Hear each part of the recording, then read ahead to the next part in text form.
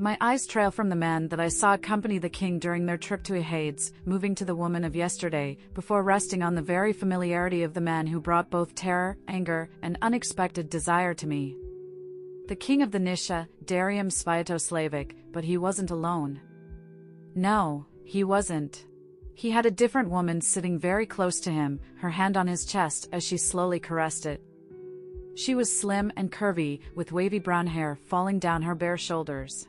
She was putting on a tight lace bodice dress, and I was beginning to wonder if she could even breathe in it. Taking another look at her, I would have called her beautiful if not for the big scowl on her face, directed at me. I shifted my glance to the king, taken aback when I saw his eyes were already on me, watching my every move. I gulped, my legs trembled and my palms were sweaty. My heart was beating fast. I wasn't sure if it was from fear or how inhumanly beautiful he looked, or if it was both.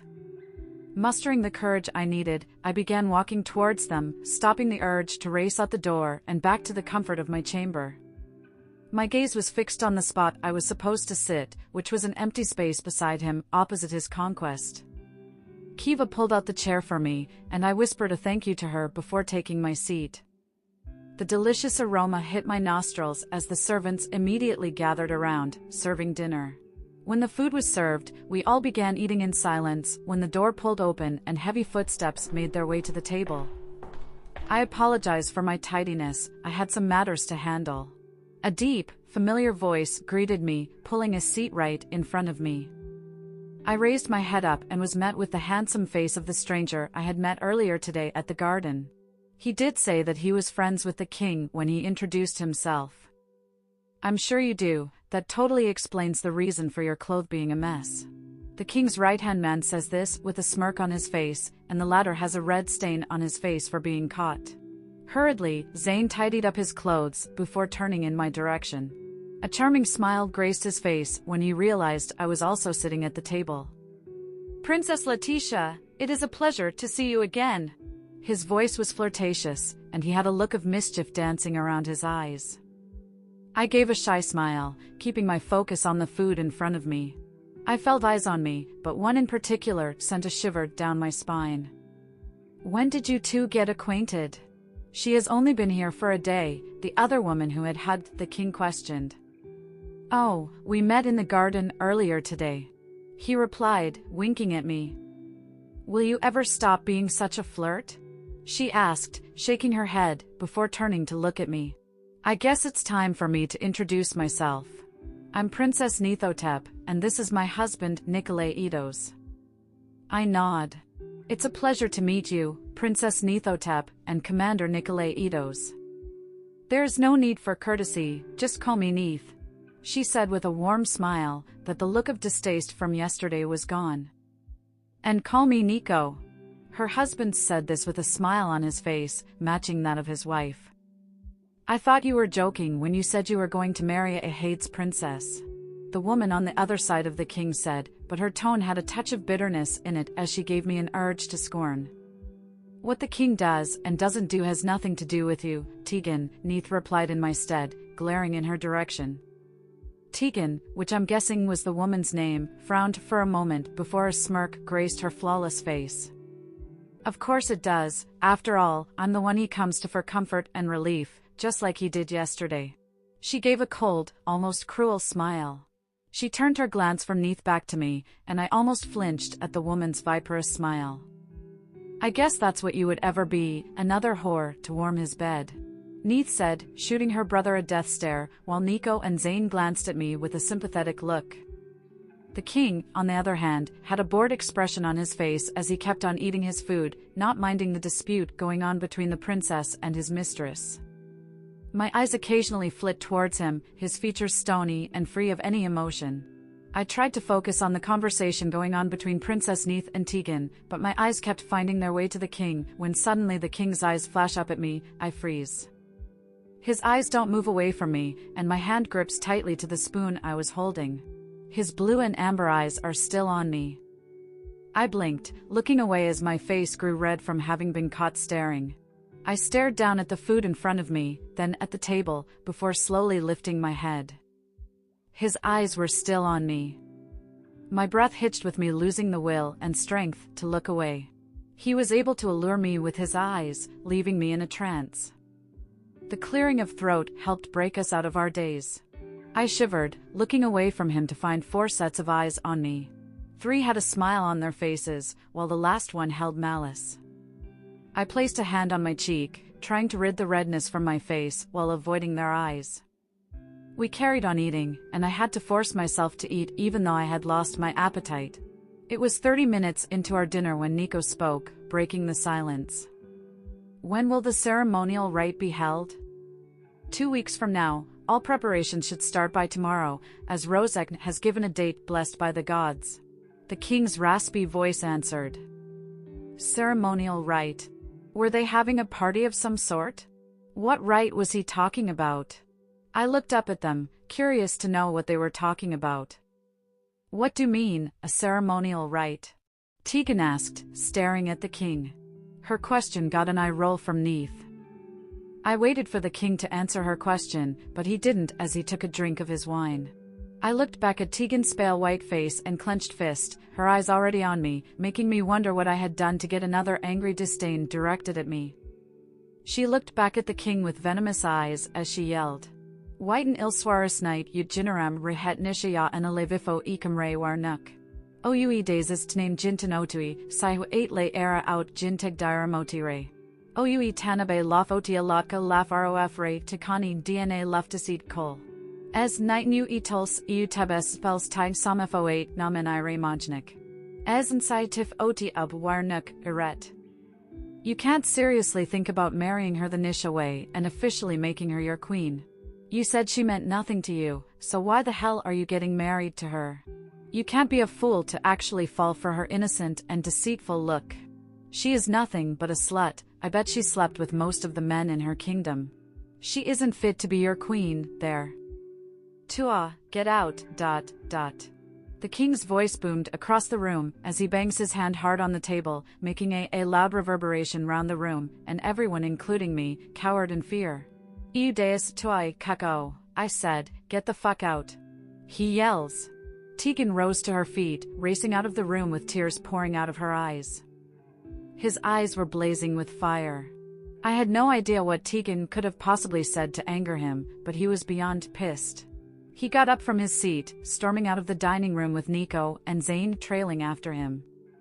I heard the sound of a spoon hitting the plates, which brought me out of the shock I was in. That was when I realized Neith was still here. She carried on eating her food like she hadn't just witnessed the drama that had unfolded a minute ago. I glanced at her like she had grown 2 heads, wondering why she was so unbothered about it. Tegan just knows how to ruin the mood. I don't even know why Darium kept her for so long. Hopefully with you here, she will be gone. Neith says, while she carried on eating, my attention was drawn to the door. A part of me worried about the king, wanting to know if he was okay. Don't worry your pretty head about it, Letitia. My brother has always had a bit of a temper, but my husband and Zane know how to handle him. I stared back at her, my lips parting, wishing to know what about the ceremonial rite had caused Tegan's anger, which also resulted in the king being in a bad mood. But Neith beat me to it before I could say anything. I know you are probably curious about the rite, though it's not a secret. I think Darium should be the one to explain it to you. Why are you being so nice to me? I blurted out, curious. From the look you gave me yesterday, I thought you hated me. Her lips stretched in a smile, and her eyes bore into mine. I don't hate you, but I don't like you either, at least not yet. Let's just say something about you is different than what the rumors insinuate. I thought you would be like your sister Princess Katrona, but now I can see you are the total opposite of her. My eyes widened at her words, and I stared at her, bewildered. I must say, King Leandros wasn't as wise as he thought he was when he cooked up the idea to fool us by marrying you to my brother instead of your sister. The Nisha have eyes everywhere. She smirks. If what she said was really true, then why would the king have gone along with the charade? Why not put an end to it at the wedding, calling out my father for a liar that he was? Why marry the wrong sister and bring me back to his kingdom? I can see the wheels turning in your head with a series of whys. Neith spoke out, bringing me out of my thoughts. But you trying to question what my brother was thinking would alone leave you in an even bigger mess. Besides, Darium needs this as much as you do. Well, not literally. Seeing as he could wed any woman of his choosing, but since he already claimed you as his, he would very much keep to his words. At the expense of both his happiness and mine. I questioned. You know for a fact that he feels nothing for me. I'm very certain he loathes the sight of me. I won't say he loathes the sight of you. Why am retorb jimlife allos night rowoy, tabmiruf come nitrek my nidal woy si rap omet. My brother might feel a lot of things for you, but I'm very much certain him loathing you isn't a part of them. Neith winks at me before getting up to her feet and walking out of the dining room. I remained seated there, confused, having no clue what she meant. It's been 5 days since the dinner commotion, and I haven't seen the king since then, though Neith and I are slowly getting to know each other, and I know with time we are going to be best of friends. She really is a fun and cheerful person to be around, but sometimes she can be scaring and intimidating. I looked out the window at the dark sky, admiring the stars as they shone brightly, showing off their dazzling beauty. Lady Letitia, your bath is ready, Kiva says, causing my attention to shift from the stars to her. I nodded, getting up from where I sat. My routine has been the same for the past few days, spend some time with Princess Nithotep as we have dinner before returning back to my room, have my bath, and read a book afterwards. I walked into the bath chamber, took off my dress, and got into the wooden tub. The warm water hit my body, causing a smile to grace my face. I will be outside if you need me, Lady Letitia, Kiva informs me, and I once again nod my head while resting my head on the edge of the bathtub. Taking a deep breath, I close my eyes, allowing myself to enjoy the feel of the water against my skin. I have been cooped up here all day doing nothing. It didn't help the fact that I was bored out of my mind and wanted to explore the kingdom and go into town. I took in another deep breath, allowing the water to calm my nerves. I slid down into the water, my heart racing under, loving the serenity. When the door opened, I pulled right back up, looking at Kiva's worried and panicked state. Confusion is visible on my face. My lady, King Sviatoslavic, is here to see you, she tells me with wide eyes. The king is here, I asked, perplexed. Hastily, I stood to my feet as she handed me a robe to cover myself. He has demanded to have a word with you right now, she tells me. I can't go out like this, my clothes and corset are in the bedroom. There was no way I was walking out of here with just a robe on. We might be married, but that doesn't mean I have to consider him my husband. You can tell him to give me a few minutes to dress, and I will come see him once I'm done, I said, holding onto the robe a little to hide my body. Kiva's eyes widen as a frightened expression crosses her face. She stood there for a second, not sure of what to do, before nodding her head and walking out of the bathing chamber.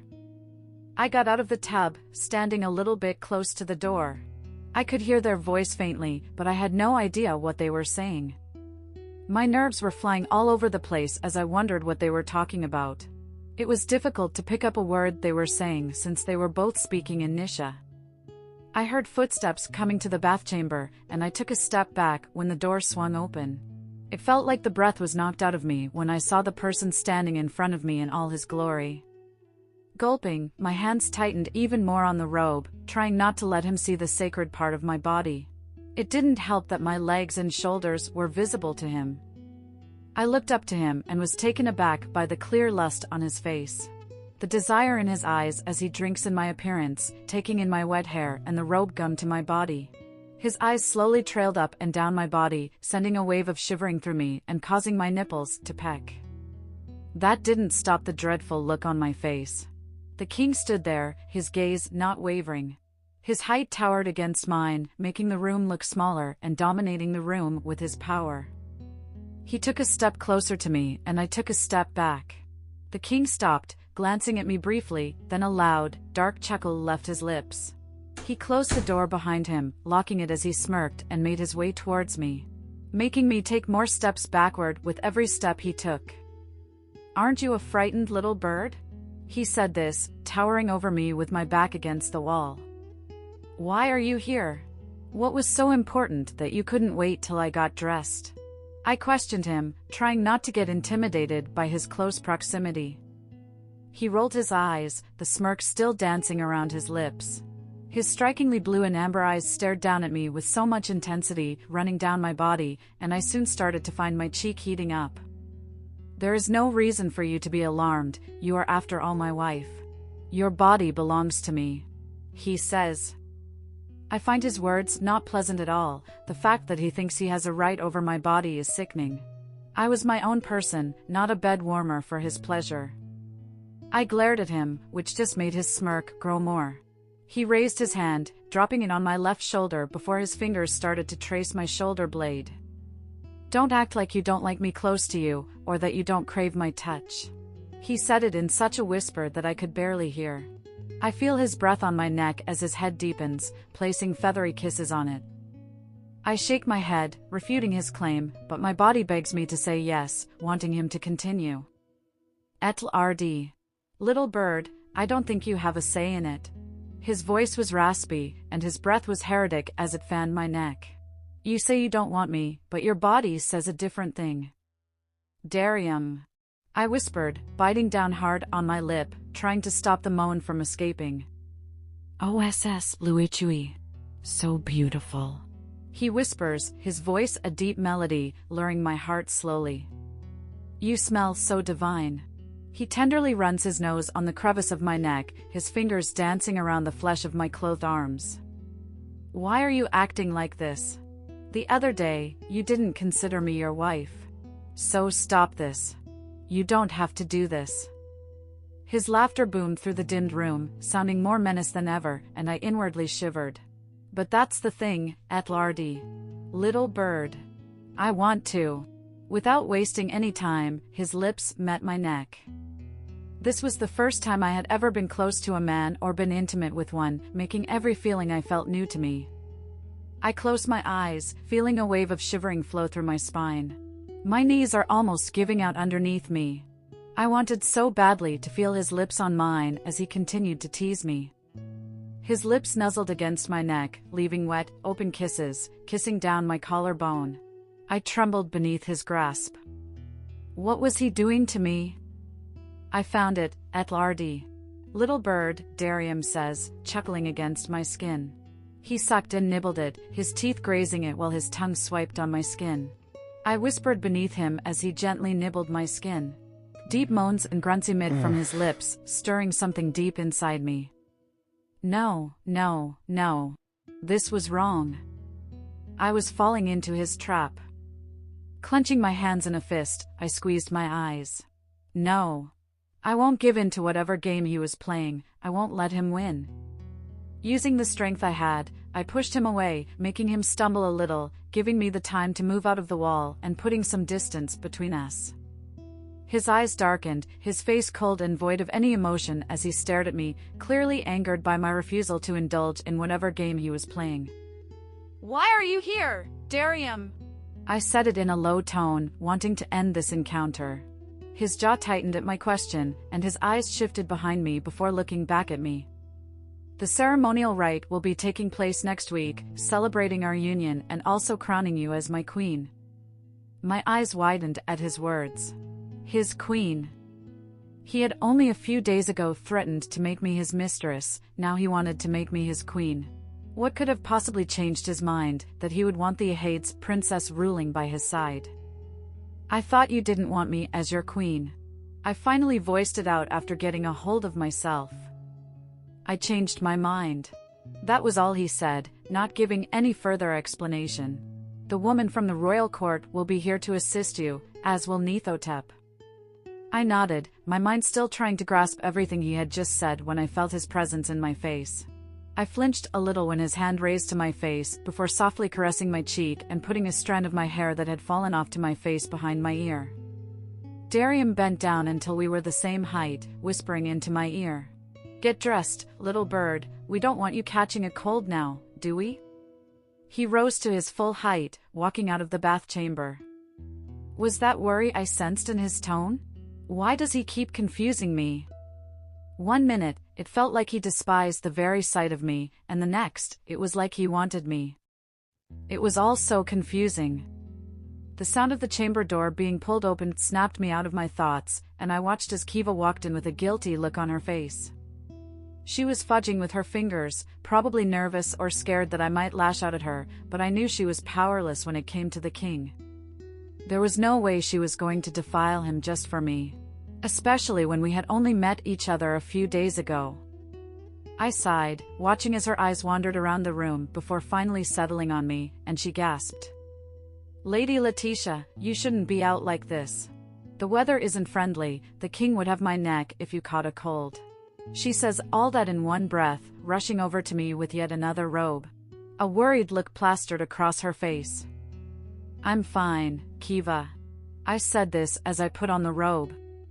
"My lady shouldn't be out in the cold like this." She says it again, adamantly this time. "Do you wish to continue your bath? I can heat up the water for you again." "No, I think I have had enough baths for today," I responded, making my way back to the bedchamber. After changing into a clean nightwear, I took a seat in front of the mirror as Kiva stood behind me, combing through my wet hair. "I have never seen a hair this hue before, my lady," she gushes with a look of fascination. "If you don't mind me asking, which parent is gifted with such amazing hair as yours?" At the mention of my parents, I couldn't help but feel a bitter feeling grow in me. I had tried not to think about them these past few days, but I guess it was inevitable to do that. Kiva must have noticed the uneasiness I felt, because she was quick to retract her words. "I apologize if I overstepped, I didn't mean to." "No, Kiva. This has nothing to do with you," I said, giving her a small smile. Talking about my parents leaves a sour taste in my mouth. My lady and her parents aren't on good terms. "You can say that," I say with a sigh. "And Kiva, none of my parents were gifted with a tincture of hair such as mine." I was seating on the bed with Kiva as we waited for the arrival of the court lady. Composing myself, I took a deep breath when Kiva pulled the door open and was shocked when I saw a mob of women with different age gaps walking in.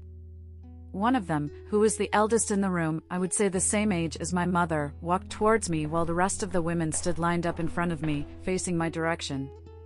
"Your Highness, I am Esme, a royal court lady in the Nisha Palace, and I would be serving you for a week to help with the preparation of the ceremony. Give you the necessary information you need to know and try answering any questions you may have as best as I can." The woman said this, bowing her head. I nodded my head, letting her know that I heard. Esme gave me a smile before her face turned blank, clear of any emotions. Walking over to me, she bends a little, her face close to mine. "This is not the Ahade's kingdom, Your Highness. You have many enemies here who oppose you being a queen, because they don't deem you fit to be one. You may have the title of our queen, but you will have to work hard to gain our trust, which is something you can't easily gain. This won't be an easy road, but I hope you scale through it. Eret Sion Redab if Rof 8 Ginkuoi. There is no better fit for the king but you." She says it dryly, getting to her feet. Esme takes a step back, the smile returning to her face. For a second, I thought I had imagined what she said. I knew what she said meant no harm, but the fact that she was right about it made my stomach churn. I needed to earn their trust and let them know I meant them no harm, and for that, I needed to learn all their customs and languages. It wasn't going to be easy, but I had Kiva by my side to help me. "We will begin the measurement of your ceremonial dress." Esme's voice snapped me out of my thoughts, and I watched a maid walk forward with a tape in her hand, passing it on to Esme. I got to my feet, letting them carry on with the task while I thought of ways to gain the trust of the people. After the ceremonial rite, you would be moved to the royal wedding chamber, together with the king. Esme says, rounding up the measurement she was doing. I looked at her, shocked. No one had told me about this before. "Is this not my permanent chamber?" "No, Your Highness. This is King Darium's bedchamber. But as a married couple and with the crowning of you as queen, you will be taken to a different chamber, made for you and King Darium." I nodded, knowing she wasn't exaggerating about it. The king and I would have to share a room and a bed, if not now then later, but the thought of it was dreadful, not with the continual betrayal of my body any time he was near. "The decorations will be sent to you by tomorrow. We still need to select the best dresses for you. Esme says, bringing me out of my thoughts. But for the colors, what would your highness prefer? Gold or silver, and what flowers do you wish to use for the decoration of the hall? I would like to use blue iris, if that's possible. As for the colors, I'm not sure yet. I guess I will have to see them to make my choice. Astounding, she responded, nodding her head. Then the jewelry will be decided after the choice of the royal dress. We still have a lot of work to do as the royal ceremony is a week away. I sat there on the bed as Esme carried on asking me questions and giving me information about what to do. By the time they left my chamber, it was already noon. I was left alone in my room, with Kiva having other matters to attend to. I was getting bored out of my mind, and I wasn't in the mood to read anything because I knew I would be stuck in a chapter without making any effort, not with my clouded mind. I got up from the bed, deciding to explore the outer part of the palace. I have been here for a week, but haven't been able to leave the palace. Passing a few guards who gave me a curt nod as they carried on with their duties, I wandered outside the palace grounds before walking into what looked like a stable. There were different horses locked in their stalls, but one caught my eye. It had a golden skin similar to the king's horse, and its unbelievably shiny coat made it look metallic in the sun. It stood with immense pride and dominance, just like that of the king, its beauty radiating around the stable. I walked over to it, transfixed by its beauty. I stretched my hands hesitantly to touch it, but it moved back, looking at me with scrutiny, like it was studying me. It shot its head out towards me, granting me permission to fondle it. I laughed, running my hand through its shoulder, and it neighed in pleasure. I'm amazed she lets you pet her. Darium's husky voice says from behind me. I spun around, startled to see him, not after what happened yesterday in my bathing chamber, with me in nothing but a bathing robe. A blush stained my face. I turned my gaze away to hide my red-smeared face as he stood beside me. She doesn't let anyone this close to her except me. What's her name? I asked, keeping my focus on the horse in front of me. Elamin. Elamin, what does it mean? I repeat, looking at her. It means gracious. It seems befitting of her. Do you want to take her for a ride? I was surprised by his question. An exciting smile graced my face, and I nodded eagerly. Can you ride? The smile was completely wiped off my face, and I answered him, embarrassed to look into his eyes.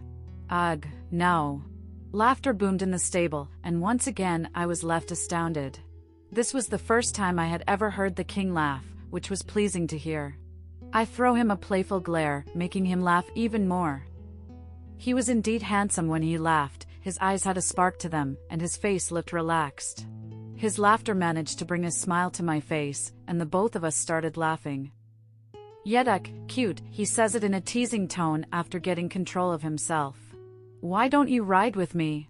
I can teach you. I looked at him, not sure if it was a wise decision to take his offer or not.